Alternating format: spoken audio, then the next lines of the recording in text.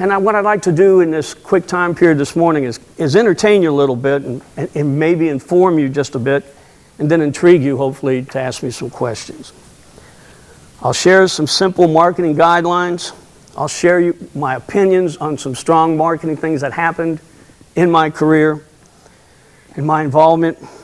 But what I really want you to take away, and there's 2 or 3 things I'd like you to take away, is if I'm from Chillicothe, and I am, and I can have this kind of career and impact that I did, and I look like a bank teller, let's be honest. I mean, you're not looking at a stunningly attractive man. Okay. I said this at dinner to the dean last night. He said, well, that's true. I said, whoa. I'll do the jokes. But I'm not. I mean, I'm not some big athlete. I've got an average IQ.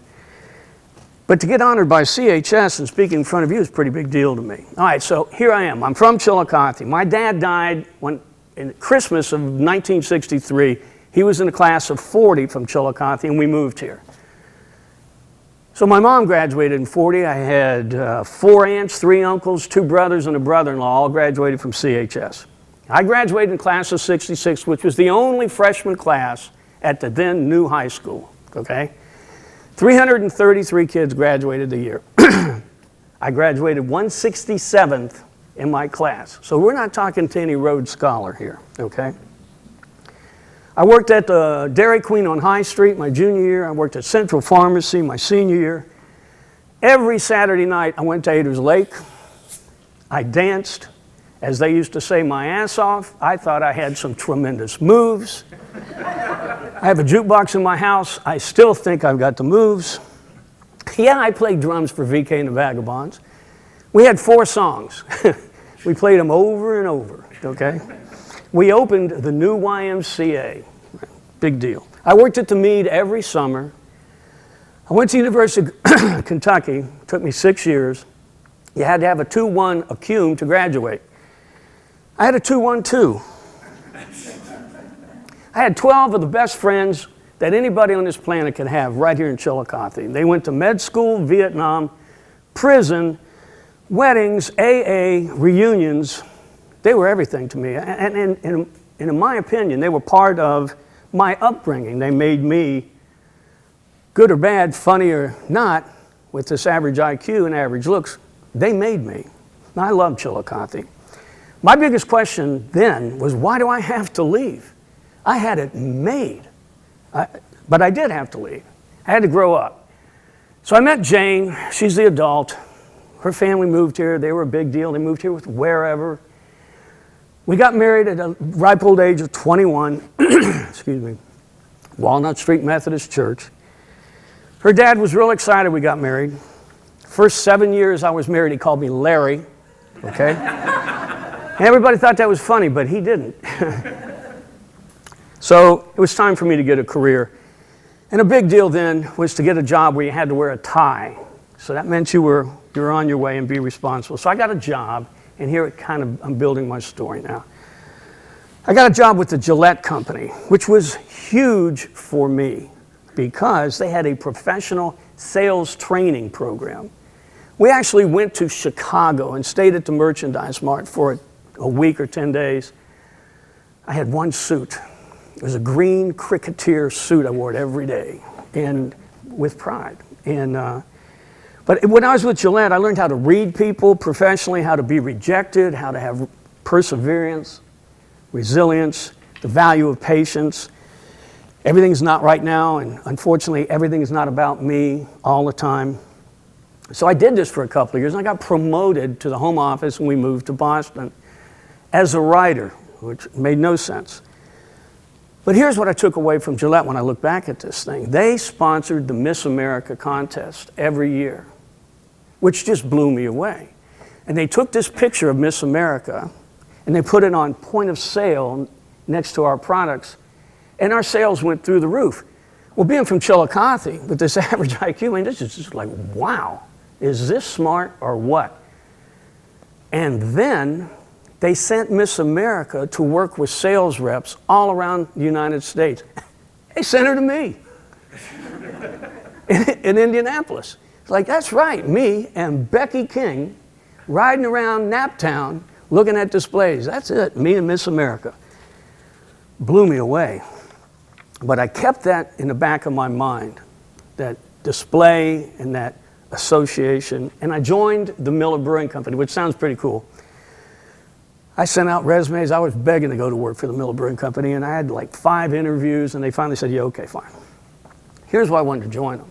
They had just launched light beer from Miller, which is what it was called. They launched it in 1974, and I went to the Miller Brewing Company in 1975. And in 8 months, the Miller Brewing Company completely turned the entire brewing industry upside down, and that's a fact. I mean, it went from like 1,200 breweries to like 14 breweries, and this guy, big Irish guy named John Murphy, ran the Miller Brewing Company, and he kept a floor mat of the Anheuser-Busch Budweiser logo underneath his feet at his desk. And every day he'd get up and he'd wipe his feet on that Budweiser logo and say, let's go kick some ass. I mean, I love this guy, okay? And like Forrest, I was buried in the weeds at the time. I mean, they had 100,000 employees, and I was like number 96,008. But they hired these ex-notable famous athletes to launch their product, and it was a simple proposition. Great taste, less filling. And then they'd have 2 guys argue, do you like this because it's great taste, or do you like it because you can drink a lot more? And it was really, really funny. And these guys that had played and were big names, they did their first reunion commercial where they brought in like 20 of these guys. So I said to Miller, I was always running around like that little dog around that bulldog, like, what do you think, what do you think, what do you think, what do you think? Shut up. So I said, you need to let me convince you to do a sweepstakes where anybody, and I'm thinking from Chillicothe, and I always talked about Chillicothe. Nobody ever, Chilla what? You know what I'm talking about. Chilla who? I said, let me do this sweepstakes. Win a chance to be in a light beer commercial. Hundreds of thousands of entries. Blew the walls off. We got these huge displays. So I went to the photo shoot where all these famous guys are. You mostly too young to remember them, but I was in awe. They were just like they were from Chillicothe. These guys were unbelievably funny. Sit and close a bar, drink, smoke, tell stories, and get paid. This is the greatest job on the planet. I cried now thinking about it. So everybody thought now suddenly said, who is that guy from Vanderker or whatever his name is from Chilla something? This is a huge promotion. He said, what else you got? I said, look, what you need to do is hire these guys as spokespeople for the brewery and let them go out and we'll put a whole program together. I'll run it. And I had the time. And I said, you know, and they'll go to like the Elks Club in Chillicothe or all around, you know. Program went through the roof. Ben Davidson, you guys probably don't remember him, but he thinks we named our son Ben after him. He was an Oakland Raider, he was a Pro Bowler. He told me in 1 year at the Miller Brewing Company being a spokesperson, he made more money than his entire NFL career. This guy, and I became really good friends with Deacon Jones, which I'll get to in a second. But the marketing campaign, which stuck in my head. And remember, I had this whole idea about take these guys and put them on a point of sale because of Miss America. And then when Miss America came and rode around with me in Indianapolis, we just kind of hung out, that was my idea to like, let's take these guys and put them in small town communities. So I'm not a genius, but I could see what was working. So their marketing proposition was simple. Great taste, less filling. Try it. You're going to like it. The invitation was out there. So it was perfect. So my career took off. Suddenly, Vanderker from Chilla something was Gary Von Kennel from Chillicothe. I'm getting better looking as the months go by. People are starting to wonder, like, have we got a genius here? Well, I'm thinking they do. So here's my next big idea. And like, I'm on a roll now. I said, let's have the greatest, because I'm a sports guy, all-time Yankees sweepstake. And every time you do something in marketing, somebody's going to say no. So everybody had the reason they say no. I said, look, let me meet with George Steinbrenner. So they set it up. WPIX set it up. So Gary goes to New York City, sits in Steinbrenner's office, me and George, okay? I said, George, what do you think? He says, well, everybody else is going to have to leave, but you and me. He said, where are you from? Are you from the Bronx? He says, you're a pushy little bastard. I said, I'm 5'8", and I'm better looking than I was a year ago. So he tells everybody to leave, because when you have the beer, it's kind of sometimes illegal, but it wasn't. He said, we'll do this. Here's how good his thing was. The two guys announcing the Yankees, now this is back in the 70s, the announcers, doesn't matter who they are, got in an argument as to whether Yogi Berra or Thurman Munson were a better catcher and should have been in the all-time Yankee team. This thing heated up. They ran out of ballots in the state of New York. They called the Miller Brewing Company and said, we're going to pull your license in the state of New York to sell beer if you don't get more ballots. I drove a truck from Chicago Printer to New York crying. This is my job. You know, so it was huge. So then I said, I'll get off this, but I get excited. Let's do this with the Celtics. Did the same thing with the Boston Celtics. All-time greatest Celtics team. So I'm sitting with Red Auerbach, me and Red, talking about Becky King and some of the things we hitters know. I swear to God, he says, where are you from? I said, Chillicothe, Ohio. So they announce the all-time greatest Celtics team, and they bring them to Boston Garden. And the last person they introduce is Gary Vanderker from Chillicothe, Ohio. So I'm out there giving this award. So I'm on fire. You can't touch me with a grenade. So I leave the Miller Brewing Company to start target marketing with a guy named David Deacon Jones, 12 times All-Pro, fearsome foursome. He's done like 40 commercials. The funniest guy you'll ever meet. He's like 6'6", 300 pounds of energy. It was a great idea. The company lasted about an hour. Everything was good except you couldn't find Deacon. So we had this Hispanic lady who was really a Jewish lady from New York, but it just didn't work. So now if this were a movie, this would be that moment in the movie. Like, what's going to happen? Because now I'm not tall anymore. I'm not that good looking. So I'm unemployed for a while, and I get this position with an agency in Dallas. This will get interesting again, okay?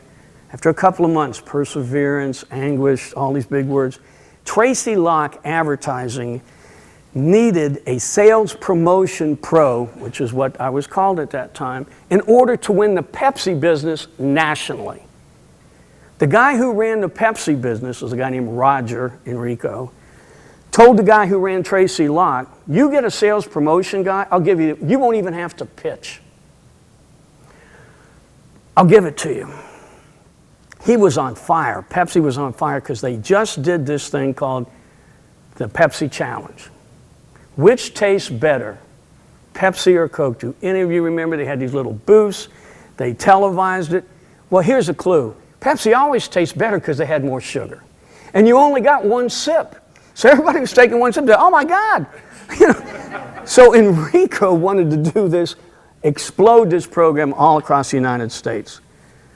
So I did, and we opened up this subsidiary, and we were on a roll. And I got to know this Roger Enrico just from like, is that Roger? And later became a very good friend of mine. And he finally, I never lied to you, finally had this big meeting, and I had this big idea, and he says, swear to God, he says, where are you from? I said, I'm from Chillicothe, Ohio. If my wife would let me bring my phone in, you could call these people and only ask one question, where's Gary Von Kennel from? They'd say, oh my God. Chillicothe. So Roger then hired Michael Jackson. I got involved in that from a distance, but I'm getting closer, okay? And his whole approach to marketing was make it simple, make it invitational, make it incredibly creative, and then just as John Murphy at the Miller Brewing Company Roger Enrico was a leader. He made decisions and he demanded aggressive culture. It was terrific. So we got that business November of 1981. I'm sitting at the Dallas airport and I was asked to fill out a card to join the American Airlines awards program. A Dallas agency created the first continuity program in the history of the United States. A true analytical, backed by computers program. So I joined it. And I got to know the guys. And I was just intrigued, like, how can you do this? And that program just went through the roof. Today, you can't do anything. With the hotel you're in, everything is saving points, Kroger cards. I got more affinity cards than I got cents. So I was totally blown away by that. So in 5 years, I learned how to sell with the Gillette company. I was involved with the brewing industry and the Miller Lite campaign. I started an agency that failed. I worked in the Cola Wars, Pepsi Challenge, Michael Jackson. Great leaders on all of these. Warlike culture. I mean, it was like move up or move out. You know, do something big or get out of here. I took my Gillette sales training, power marketing from Miller, American Airlines, Advantage Learning, and the Cola Wars. And I started my own agency with Jane. And this was great for 13 years. Her ground rules were simple. You cannot sign a contract. You cannot sign a check. You cannot go to the airport unless I approve it. If you talk about business at the house, you're done. So, okay. So we had a great little agency for 13 years. We had some international clients. And we got back with Miller and California Cooler and PepsiCo Foods International. So in 1999, is this any good so far? Are we doing all right? All right, so in 1999, I get a call from Omnicom, this huge, largest holding company in the United States. It's kind of indirectly. How would you like to come back to Tracy Locke, and run it? I said, are you kidding me? That'd be the easiest money ever made. I said, well, let me look. I can do this. I've got time. And so we sold our agency, and I became the CEO of Tracy Locke. And it wasn't a lot of fun. But here's where I took all these principles. I talked to everybody. I talked to everybody. We had like 3 or 4 offices across the United States. I talked to the receptionist. I talked to the head people. I talked to the people who thought they were the most important people. At the same time, I would go and talk to every client. And I would say, what are we doing wrong? What can we do better? Hey, I'm new. Give me 30 days. What a mess. Probably the biggest mistake I ever made. First year was a disaster. I tried to quit because you lied to me. Side note, everybody lies. Okay, so I didn't know that. So they said, yeah, you can quit, but you have to give us back all the money. I said, well, I don't want to quit right now. So after the first year, I figured it out, and then this thing zoomed. And revenue went from 63 to 87, and profits tripled, and I had this lady working with me, became one of the nicest and best places to work in Dallas. I mean, it was just great. So I said, now I'm done. And the guy who runs Omnicom was not a very nice guy. Said, go run this thing in LA. I said, okay. Got any more money? And he said, yeah. And he said, we'll give you an apartment in LA. I said, okay. I said, hey, Jane, you want to come? She says, yeah, a little bit. So go to LA, apply the same principles, and it worked. Now I'm getting that feeling again. I'm getting taller, getting better looking, okay? So I say to the head guy, who I still don't like, what else you got? So he says, Rap Collins, USA. It's a little bit harder. It's a little bit more people with PhDs, apply the same principles. There are too many chiefs. Everybody talked too much. And it worked. And I had an office in New York, in Dallas. I'm flying all the time. And I say to Jane, hey, you want to go to New York? Not so much. So, okay. So then I get this worldwide position, and now you can't touch me with a grenade. Are you kidding me? I have an apartment in London. Yes, I do. and I'm just too good, and things are just too sweet, and I'm flying all the time. So I said, hey, Jane, you want to come to London? Mm-mm. Okay, do you want to go here with it? Mm-mm. And it was in my contract, she'd go anywhere. So by 2008, I was cooked. I had 8 million miles with American Airlines. This is in 2008. I had 2 million miles with a combination of 4 other airlines. Jane said, I'm not traveling with you. I was gone every week. The dog didn't know me. So I resigned, I retired, I quit. I went home and I was done, kind of. So I sat in my den. I had 3 phone lines, none rang. I used to get 120 emails a day. Now I'm getting spam and Viagra ads. You know, it's like, hey, you want to walk the dog? Yeah, I'd love to walk the dog. The dog didn't like me. Didn't want to walk with strangers. So I'm going to hang with Jane. Jane says to me, I'll never forget this. I asked her one time, she said, hey, I'm going to go get a manicure and a pedicure. I said, why? Boy, a finger right in my face. Let me just tell you, you know, hang with me? I'd rather hang you. You've got to get out of here and find something to do. Okay, so I'm no longer a fix-it guy. I'm no longer the hammer. I don't get automatically upgraded to first class. My jokes are no longer funny. I'm no longer tall. My time is no longer valuable. So what have I become at age 59? Very wise, very patient, suddenly. So through friends and former employees, and I hate every one of these words, but this is what I became. I became a coach. So my rules were, I'm not going to call anybody. And Jane says, especially don't call these young ladies that are calling you. It's creepy. Okay, I don't call, text, email anybody, but I take anybody's call. So suddenly I've got like 25 people, and they're not just young. They're like CEOs that used to work with me, because I never use that expression, work for me. You work with me, we work for a company.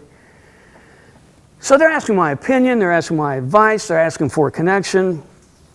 Suddenly my very direct, offensively foul language approach is a breath of fresh air. So I became a kind of a CEO panelist at the University of Virginia, which is a trip. Sometime, if we get some time, I'll tell you about that. These people are really smart at UVA, really smart. Just ask them, okay? Okay, so I'm at part 3. We still together? All right, so here we go. Small business tips. Whew. I get killed every time I sit down, and I did a lot of small companies in that. When I retired, I did some work with a private equity company, and there was a company called Heelys where they have these heels in the shoes of tennis shoes. So they asked me to come in as a friend and restructure the management and the marketing direction, and I did, and I had some fun doing that. And then I did a bunch of smaller things just as, you know, and I don't charge anything. I don't want any money. Kind of enjoy this. So if you run a small business, first question you need to ask is, how much freedom do you have? And be honest, how much freedom do you really have? Because there's always a franchise rules or regulations, and you got to play by the rules and regulations. What are the corporate structure guidelines? You might be an intuitively or a instructioned marketer, but you still have to play by the rules the corporation has put in place. And words that scare me, like, we have a marketing template. Oh, God. You know, Jesus, here we go. All right. And then the big question is, well, what's your pricing latitude? Like when I'm working with these people, and I'm always real friendly, and I don't use bad language yet.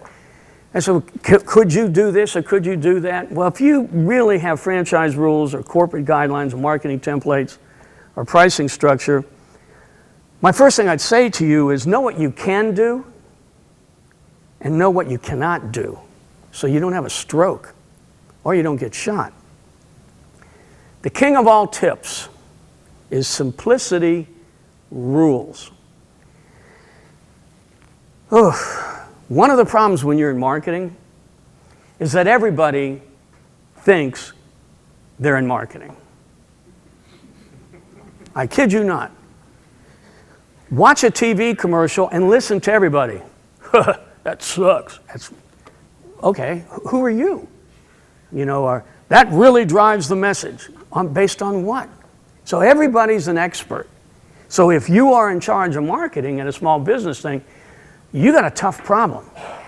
It's not like you repair air conditioners, okay, where there are some technical rules. This is a free-spirited conversation in most instances. So you got to be simple. Number one, you got to know exactly what your business does. And then if you can say it clearly in 7 words or less, you're on the right road. For instance, our restaurant serves the best Italian food. Boom. That's what your business does. I know you're thinking like we do so much more, but the world is a simple place. And consumers don't have time to fall in love with you. We solve heating and air conditioning problems over and out. Pretty direct. This is the core of your business. So know what your core is. Number 2, know who your true and bullseye consumer or customer is. You'll hear this a lot. 80% of the business is done by 20% of the people. Absolutely. Yeah, I think it's 90% are done by 10%. Whoever that core customer is, be careful. You're looking to add on to that core customer, but don't leave or confuse that core customer because you won't get them back. Because people just don't have time for you today, just as you as consumers don't have time. This is really important. Know your true, honest point of difference. This is your business, okay? This is your customer. Now, what is your true point of difference? As soon as I say this, you're going to say, yeah, all of them. No. Whatever your point of difference is, protect it, honor it, and don't dilute it. Is it price? Is that why you're in business? Is it quality? Is it convenience? Is it innovation? Is it inventory? Is it legacy? Like Jerry's Pizza? 50 years ago, somebody would say, where's the best pizza in Chillicothe? It was Jerry's Pizza. Well, I asked somebody last night, I said, where's the best pizza? Jerry's Pizza. Wow, okay? So don't dilute your true point of difference. Don't even start with, well, yeah, we have the best price, but we protect our quality and come see our location because it's our inventory. It's like, are you kidding me? Who are you talking to? Probably the owner who's going, yeah, I believe that. And that's not working. Okay. This one's critical. And this one is hard to do. Hire a professional marketing person. Experience and knowledge counts. If it's a small business, they can multitask. They can do other things. Hire a professional, experienced marketing person. That does not mean that cute little girl that just got out of OU with that marketing degree. God bless her, okay? You got to get somebody who's been there and done that, who knows the value of a dollar, knows how to protect the marketing principles and the structure and the brand that's your business. They're not everywhere, but there's a bunch of them out there. It's just like you like to eat, but you're not a professional chef. But yet if you run a small business, you'll say, I got marketing.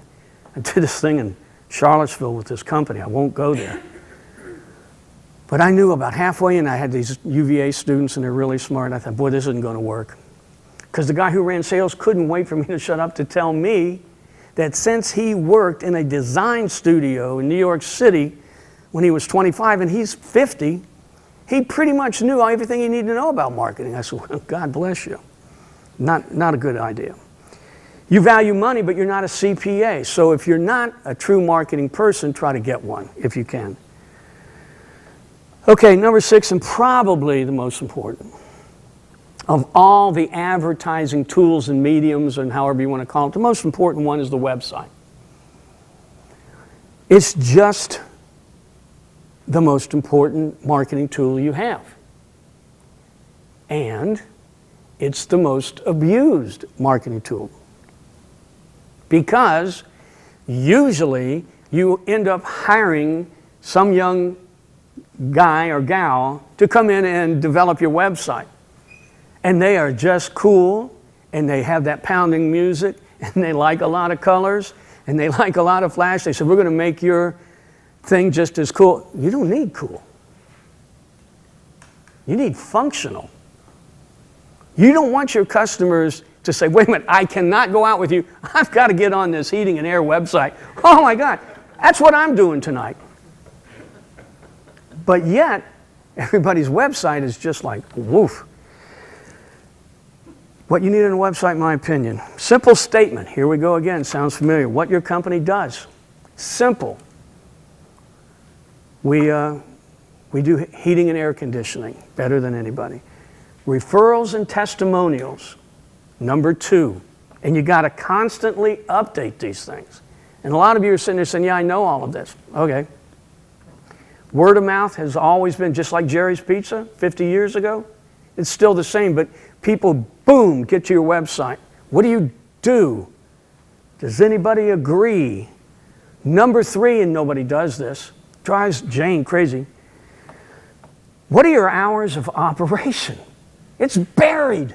We're open from 10 to 5, except on Thursdays. Or Saturdays when I want my problem solved right now. So what are your hours of operations? And I know this is sacrilegious. What's your phone number? Because I need this. I got a pump that's blowing up in the kitchen. I don't. So business rankings, number 4. How long you've been around. It's important. Your brand's positioning statement, number 5. This is all simple. Just like if you were to say, who is Just Do It or King of Beers or I'm Loving It, you know who those people are. Well, you need one for your company. Simple brand statement. Number 6, who's the face of the business? A tiny bio. People like to do business with people even when they're on the website. Like, who runs this place? Especially in Chillicothe. Do I know him? Is there a guy named Hurley here? You know, my grandmother was like best friends with Myrtle Hurley. Wow. See, you can't beat that. So, and I just kind of hit me. So a small bio on who runs the place. Not 7 pages, not everybody, but it's sort of like who just from my Miller days, John Murphy, or from Roger and Rico, who's running this thing, man or woman? Okay, a couple other thoughts. Employees in a small business, they're everything. Now, you don't think so after a while because they're just so commonplace and so part of the structure. Everybody knows who works there.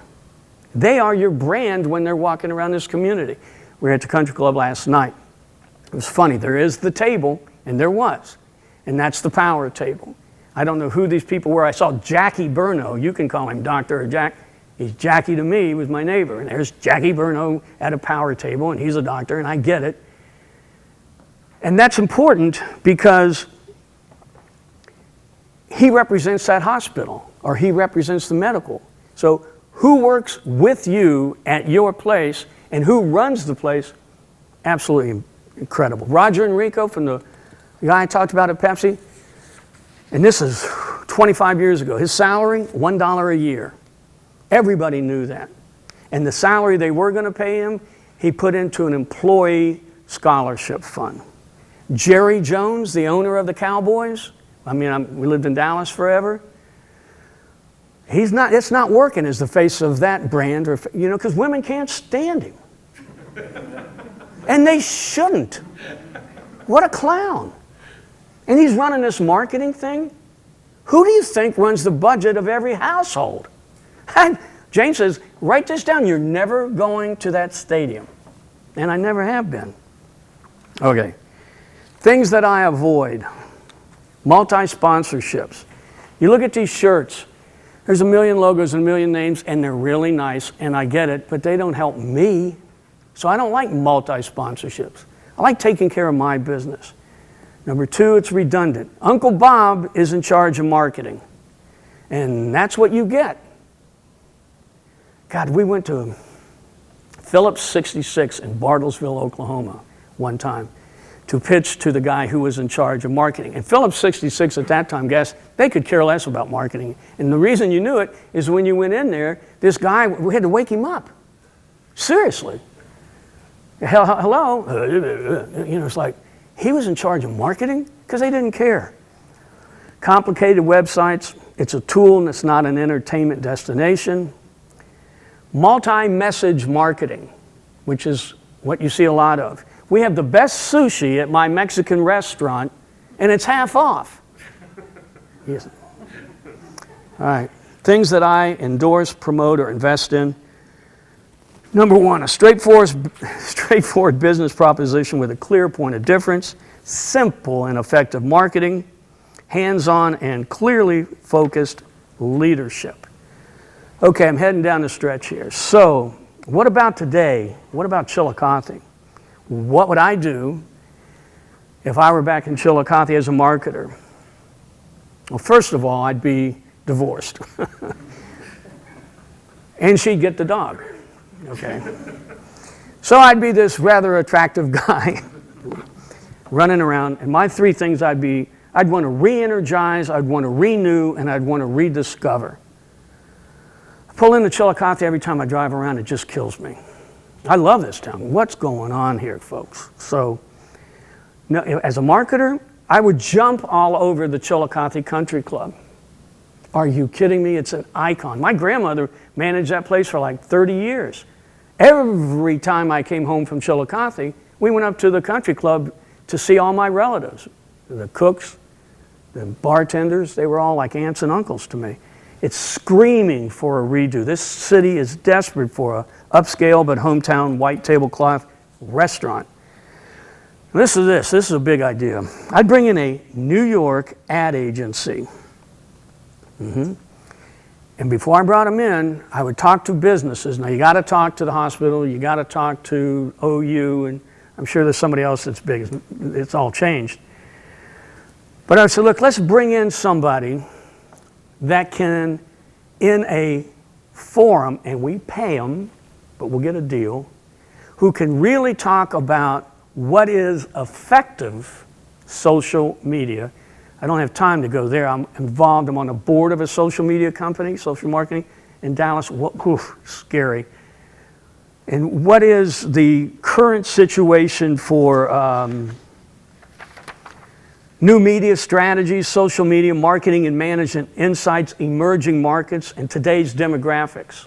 Okay? Now, this guy or this lady is not going to come from this agency just because they want to come see Chillicothe. So we'd have to do a little work. We'd have to get some companies to exclusively say, hey, I'm in, I want to be involved in this, okay? So maybe it's one restaurant, or it's the Chamber of Commerce, or one home exterior, grooming, whatever. We'll do like the Olympics. And then everybody throw a little money in. So I say to the agency, we'll pay you to come and do this. Now, why would the agency want to do this? Because there's business and there's marketing business in Chillicothe. In some instances, they just don't know it. So we have to do a little work. So we upgrade Chillicothe's marketing, small business definition of marketing, and make it real time. And we tie in with New York, which are slick, good looking, big word talking people. I think that's a big idea. The Chillicothe Paints, are they still here, the baseball team? Whew. Maybe it's old news and old school, but I think it's huge. And I think on this redo, re-energize, and rediscover, I got in this conversation with a friend of mine who said, hey, do you want to be on this board? And I said, no. He said, well, you get to meet Joe Morgan. I said, well, I'd love to meet Joe Morgan. I'm not calling him. Yeah, too cool. But, so he called me. So Joe Morgan and I get in this conversation. We talk like 3 times a week for like 6 months. We get in this wine deal together. And I'm dying because through him, I have dinner with Pete Rose. That's a trip, okay? And he knows all of these guys that played professional baseball. It's starting to remind me of Miller Lite. And I know there's a connection where we could do some things with the Chillicothe paints and bring in and have a old-timers all-star game. The fact that you already have that team here, and it's huge. Tecumseh, okay. 25 years ago, we brought our kids, they cried, some guy rode a horse. It's still a huge deal, and it's under that rediscover, renew. I just think it's awesome. Marketing for a hospital, I guess, is the largest employer. That's a tough proposition because everybody goes to the hospital when they're sick. So what are you trying to do? Increase traffic? But what kind of hospital do you have? And it makes me think of the guy who started Southwest Airlines, another Dallas guy, Herb Kelleher. He's an attorney, has a drinking problem, and he'll tell you he has a drinking problem. He doesn't care. Reminds me of Chillicothe. Funny guy. So he starts an airline, and his whole proposition is, just like a hospital, you got to go. So there's no difference in airlines. There's going to be a difference in mine. I'm going to care about everybody gets on the plane. I'm only going to serve them peanuts. And everybody who works at Southwest Airlines, they're going to love where they work. And I'm going to give them an opportunity, and sometimes I'm going to give them ownership in a company. All these years with airlines going bankrupt and baggage fees, every quarter profitable. Herb Kelleher, amazing guy. So quick story, we go to this favorite restaurant in Dallas, and there he is sitting at the bar. Actually, he's sitting at a table smoking. It's a non-smoking restaurant. So I say to Danny, the bartender, I said, hey, send Herb Kelleher a drink. On me, remember, big time. He says, he has so many drinks waiting, he's really not going to be too excited about you buying him a drink. So Herb's sitting about where you're sitting. He looks at me and says, but nobody's buying my dinner. So I said to Herb, you're right. I ain't buying your dinner. Okay. Simple proposition in your marketing, always have an invitation and always have leadership. So, Forrest Gump. I'm not a master, but I was there with Miller Lite. I mean, I was really there. I was there in the Cola Wars. Had the Sergio Zeman who introduced New Coke. I had dinner at his house the night they introduced it. I don't know if he'd remember. My Gillette, Becky King, I know she doesn't go around telling people when she was Miss America, she rode around with me. I was in New York in 9/11. Forrest Gump leaves Chillicothe and has these wonderful experiences. And those are my tips. And so somebody said, can you go back? Hey, I never left. I just gained a lot of weight. Not any better looking, and I'm not any taller. So, how'd I do?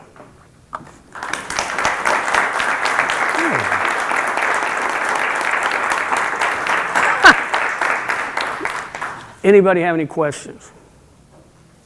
Yes, sir. With all your various achievements, which one would you say that you best? In the marketing thing? Yeah. I think when I went back to Tracy Locke,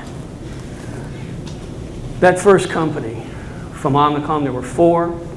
And I was emotionally involved. I really liked that company. You can tell I'm an emotional guy. And they were so dead that I thought, not only are they going to continue to die, but they're going to take me with them. And then when it turned around, I think that was, I had bigger companies and more exciting things that were said about me, but that was the one for me. Yes, ma'am. How do you get people excited about doing a new campaign and get them on board? Because, like you said, they don't know it, right? Yeah. So they don't want to listen. Well, there's a couple of things. And the first thing to get somebody excited about a campaign that you have to understand, at least I did, and it took me a while, is every campaign has to have a champion. Has to have.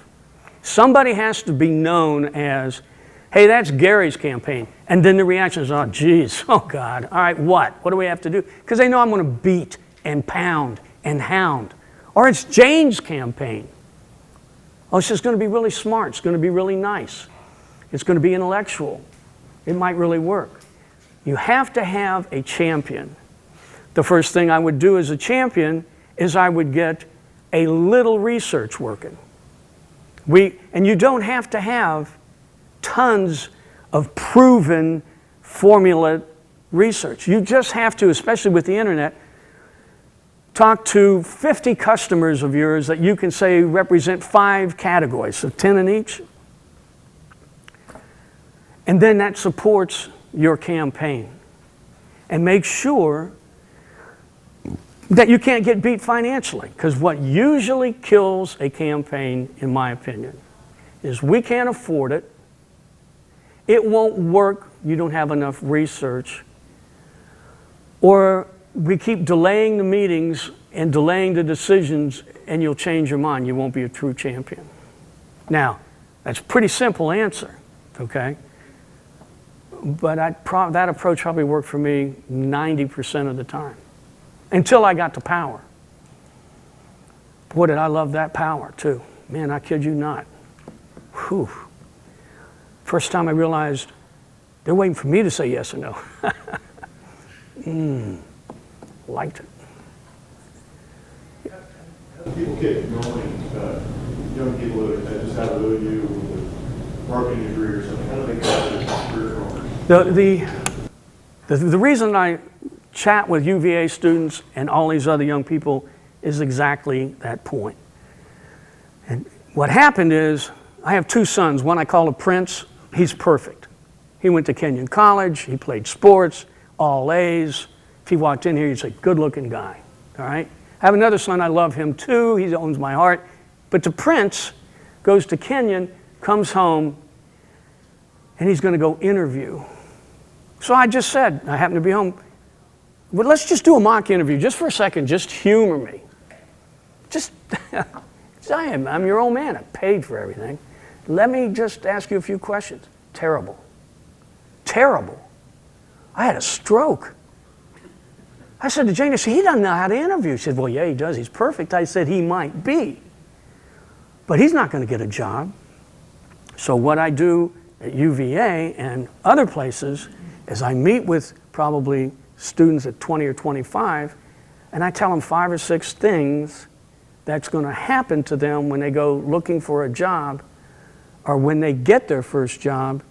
And if I could do it on TV and if anybody would listen, it would be the best half an hour, kids, because people don't know how to get a job. They don't know how tough it is. They don't know how to interview. Everybody here would say, what's your resume look like? Nobody reads resumes. It's who you know. You get one shot. It's just, it is an amazing problem. But it's fixable. And part of the fix, humbly stated, is somebody like me and others like me coming back and saying, this is exactly what's going to happen. At UVA, I got in this conversation, somebody said, well, you must not have been a big deal, you're not very tall, and I just said, well, watch this. So I brought in like these 3 guys, or 3 people, 2 women and a man. They're all CEOs of major advertising agencies. One is a major position in the world. So they came into this panel in front of 200 students at UVA, and the whole point was, let these people tell you everything that's wrong with you that you have no clue about. How you interview, the resume, how you appear, what your brand looks like when you come to work. It was jaw-dropping.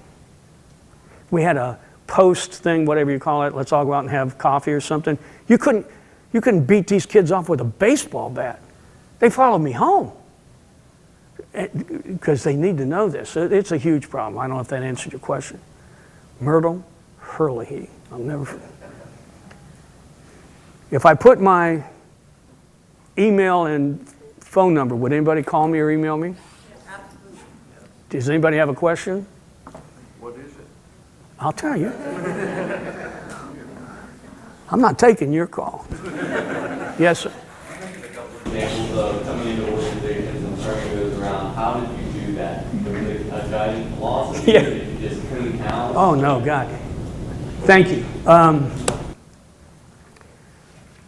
I get to this company, and I could do this tomorrow, and I've done this very quickly. And the first thing I do is I go to, if it's an agency, I go to the clients. I mean, even before I go to the agency to accept the position, I go to the clients. And I get to the top person at the client. I beg, but I get the interview. I get 15 minutes. I say, I don't ask what's right. What's wrong with the company that I'm running now and I'm responsible for? What's wrong? Just tell me 3 things. Make it up. Tell me 3 things.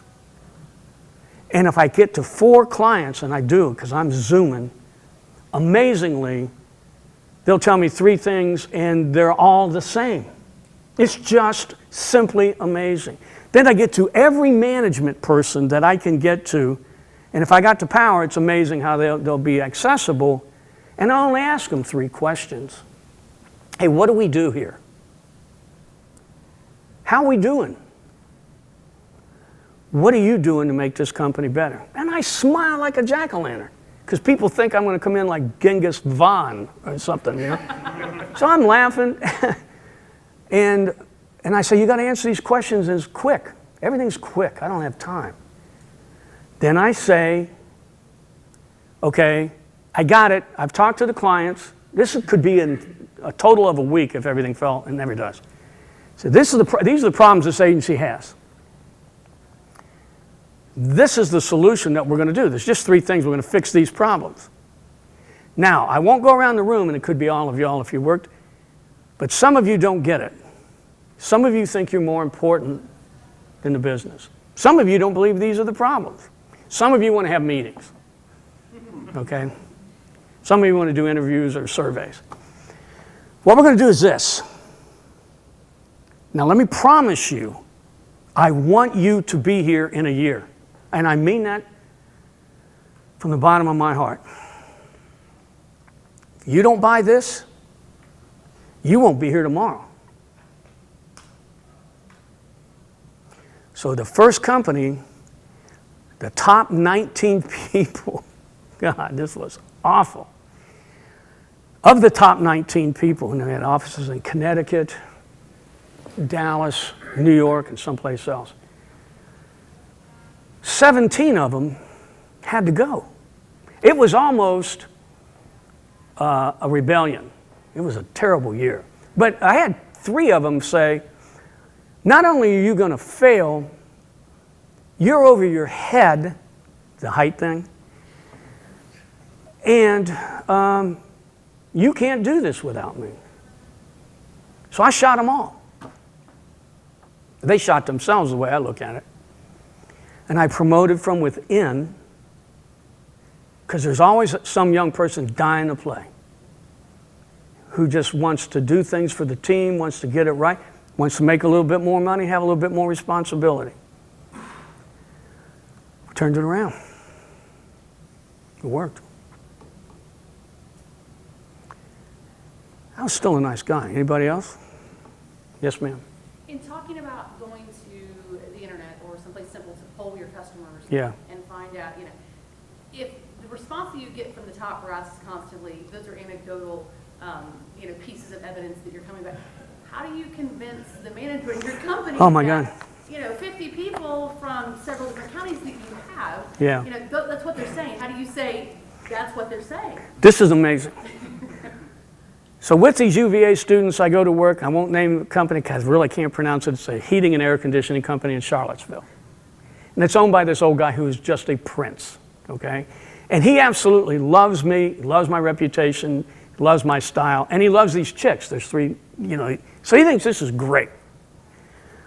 So I said, look, you're going at your business incorrectly. You've made it way too complicated, okay? You've been here for 40 years, you're really successful. I would just say you're first, you're fast, and you're fair. Albemarle Heating and Air. And I would trim this website down, and I said, I would make a woman available to answer your phones because they have a lot of phones because women like to talk to women. And I said a bunch of things. I said, we'll go to 50 people, okay? And that's it. We went to 50 different people, not only in Charlottesville, but these young ladies had family in Pennsylvania and other places. Well, the question came in, and this man in Wilmington is dead wrong. And I said, hey, boy, was I wrong. And it is anecdotal. And I said, but these other things, First, Fast, and Fair, I am totally right. They have no clue what you do, and he's on TV all the time. And I said, you're really confusing, and that's what this says. And so this old guy says, he's a nice guy, he says, do you feel comfortable with those 50? I think it was like 70. I said, absolutely. Hey, I don't need 9 people to give me a report that the ship is sinking. Just get the hell off this thing, you know? My feet are wet. So he says, I agree, 100%. So we're going to do all of these things. But the guy who runs sales that was going to take his position, he says, well, can we go to lunch? I said, sure. Boy, he called me everything but nice. He said, when you and your dumb ass, you know, we're not doing that. I'm going to run this company. So they never did implement it. But Jane and I are involved in a hydroponic tomato farm in Dallas. And we made the decisions to do certain things on interviews and surveys very much like I just described. Because to me, there's so much of this is intuitive. And you really want to know what you're doing that is incredibly wrong, but you also just want to be directionally right because it's fluid. And that's the other thing about marketing. It's going to change. That's why if you ever would consider bringing an agency in, I don't even know if they would do it, but I would bet I could make them. You'll learn things that you don't know. That doesn't mean you'll apply them in your business, but the fact that you're a marketer and would know them will make you better. And potentially your company better. Have I gotten any taller standing here? Gary, where do you talk about finding that marketing person? Mm-hmm. And they're out there, they're not hugely abundant, but they're out there. Yeah. How do you go about finding them? This whole world, in my opinion, is who do you know and how did you get there? It certainly has been for me, okay? So you call somebody that's in the agency or marketing company business. And you say, hey, I'm in Chillicothe, Ohio, and I got this small company, or I work for the Ohio University branch, maybe it's not the branch anymore, and I need somebody who has like 5 or 10 years real experience, worked for an agency, and would like to come into a smaller community and have a lot more responsibility. You won't get that sentence finished. And they'll start naming names. Seriously. You call me, I could get them for you. Except I'm getting really old now, and it's just kind of hard to accept. I always feel like I could still swing, but maybe for like one at bat, you know, every other game.